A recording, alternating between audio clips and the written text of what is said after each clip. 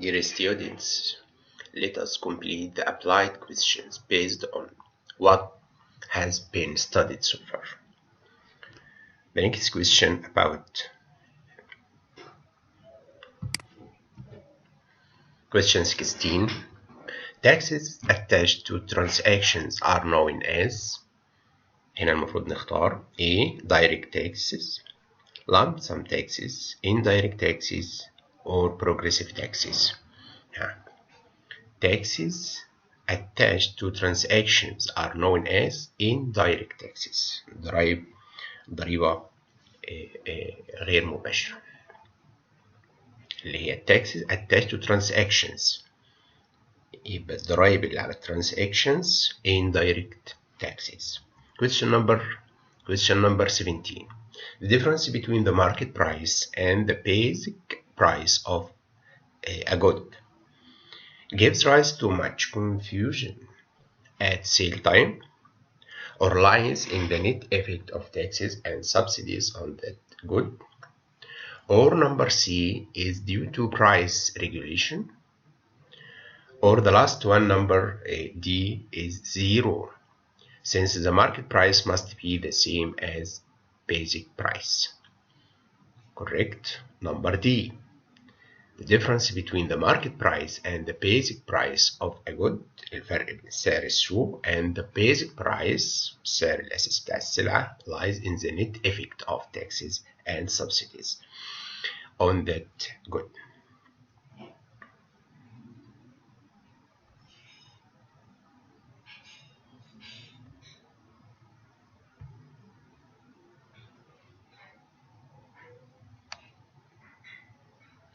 Question number 18. In a closed economy, if a consumption spending is 200, investment spending and taxes are both 30, and the government spending is 60, then the spending-based measure of GDP at market price is. ده طبعا تطبيق مباشر على الإيكويشن بتاعت ال y equal c plus i. GDP هنا طبعا correct answer لما تطبق تطبيق مباشر على المعادلة y equal c plus i plus g plus x minus m هيديني 290. ده تطبيق مباشر في المعادلة مفيهوش حاجة. Question number 19. Question number 19. A real measure of the volume of a national output and the national income is. Real measure. لاحظ, a real measure of the volume of national output and the national income is GDP valued at base period prices. So the answer GDP, number A, GDP valued at current prices, where money GDP اللي هي C ودي none of the above incorrect. So the correct answer is number D, number B, GDP valued at base period prices. Question number 20. The difference between GDP and GNI, لاحظ ان دي كلها equations محفوظة, is that GNI includes net income from domestic taxation, which is not included in the measure of GDP, or number B excludes net income from abroad, which is included in the measure of GDP, or includes net income from abroad, which is not included in the measure of GDP, or number D excludes net transfers between producers, which is not included in the measure of GDP. طبعا ال GDP Gross Domestic Product الابريفيشنز دي احنا واخدينها ومأكدين عليها جدا في المحاضرة. ال GDP وال GNI الديفرنس ما بينهم هو includes net income from abroad, الناس اللي بيشتغلوا المصريين لو هندي مثال بمصر اللي بيشتغلوا بره او الاجانب اللي بيشتغلوا هنا. النت income الديفرنس اللي بينهم, الفرق اللي ما بينهم, which is not included in the measure of GDP. So the difference between GDP and GNI is that GNI includes net income from abroad, which is not included in the measure of GDP. Question number 21. Personal disposable income is. Which one is correct? عندي 4 إجابات هنا. GNI minus any part. لسه واخدين الكلام ده من شوية. GNI minus any part that is not paid to people minus personal income taxes plus transfer payments received by individuals. هي دي الإجابة الصح، لأنه GNI ده أنا بتكلم هنا عن البيرسونال ديسبوزابل انكم اللي هو الدخل الشخصي المتاح. هنا GNI minus any part that is paid to people plus personal income taxes. خلي بالك less transfer payments received by individual دي كده incorrect. GNI minus any part that is paid to people incorrect. GNI plus any part that is not paid to people minus personal income taxes خلي بالك plus transfer payments received by individual برضو incorrect. So ال personal disposable income بتحسب كده GNI minus any part that is not paid to people minus personal income taxes. بطرح ال personal income taxes plus وبضيف ال transfer payments received by individuals اللي هي subsidies. So the answer A is correct answer. Question number 22 يقول لي if consumption is 100 investment 50 government expenditure 30 imports 20 and exports 10. So GDP is طبعا هنا برضو application أو تطبيق مباشر على الإيكويشن بتاعت GDP اللي هي الواي. هنا الإجابة الصح هتبقى 170 لما تطبق تطبيق مباشر هتبقى إيه؟ 170 170.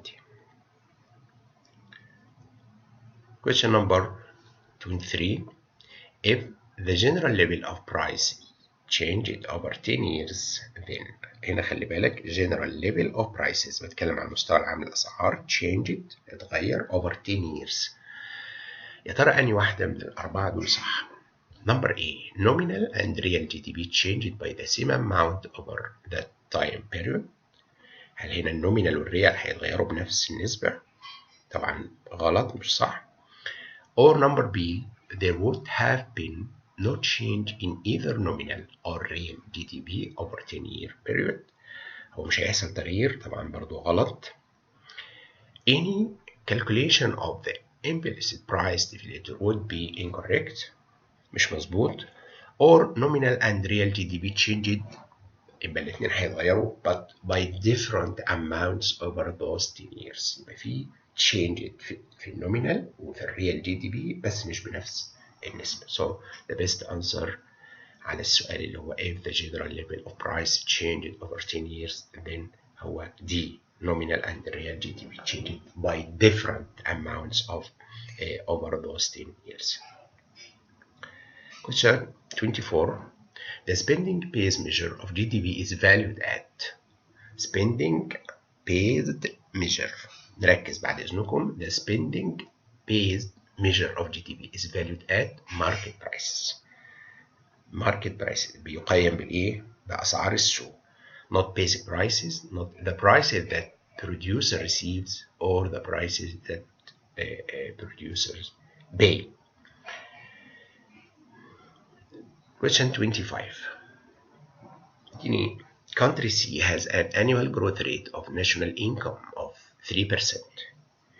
If its population is increased by 4% per year, then يبقى لو الكونتري C ده has annual growth rate عنده معدل نمو سنوي بكام؟ 3% والpopulation بيزيد ب 4%.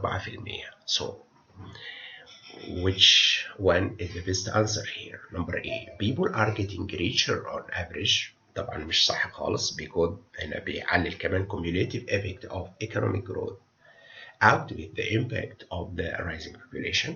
إذا كان population بيزيد increasing more than a national income أو growth rate أو annual growth rate of national income. Number B. An inflationary gap هيحصل فجوة تضخمية has opened up because the labor force is likely to be expanding more quickly than the economy's capacity to employ the additional labor. Incorrect.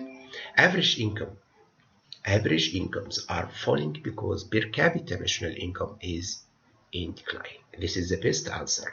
هنا مستوى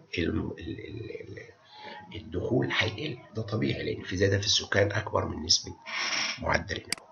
Our recessionary gap has opened up because actual GDP is evidently falling behind potential GDP. طبعا دي كمان incorrect. Question 26. If GDP at current prices is 240 and GDP at base period prices is 200, the implicit deflator is، طبعا دي برضو equation تطبيق مباشر، لما تطبق هتلاقيها كام؟ 120. المعادلات اللي عندنا ما فيهاش غير تطبيق مباشر، ما فيهاش أي حاجة، وبالتالي العملية سهلة. Question 27. Actual GDP يا ترى show the impact of unemployment. Actual، لاحظ actual GDP not potential GDP، ولا must be below potential GDP، ولا fluctuates around potential GDP، ولا usually shows why the economy is in trouble. The best answer number C, fluctuates around potential GDP. Question 28 بيقول لي in 2006 country X's potential GDP was 1.2 trillion per year. أنا بتكلم هنا على potential GDP 1.2 تريليون دولار. Its actual GDP was 1 trillion per year. The difference between potential and actual GDP was هنسميه recessionary gap. recessionary gap يعني في هنا إيه؟ ركود لأن البوتنشال more than الأكشوال GDP، معناها إن أنا عندي unemployment اللي هي بتترجم هنا recessionary gap. 29.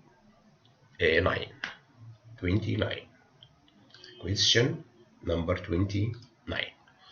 After publication most national account statistics، يلا نختار واحدة من دول، are frequently revised with the expectation of inflation data، ولا need no revision because they are collected much more carefully nowadays، ولا are very rarely revised with the exception of balance of payments figures، ولا آخر واحدة are never revised with the exception of financial market data.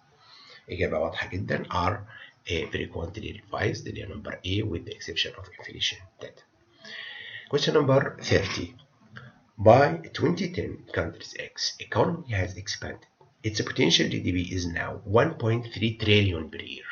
يبقى هنا بتكلم عن potential GDP 1.3 trillion per year. And its actual 1.4. هنا بقى الأكشوال GDP هو اللي more than ال potential GDP. هنا بقى this is معناه ايه؟ the result of abnormal rates of utilization of inputs اللي هي نمبر دي واضحة جدا. A و B و C هنا incorrect answers. طبعا ده شرحنا كتير قبل كده، واضح؟ شكرا جزيلا، نلتقي بكم على خير إن شاء الله المحاضرة القادمة.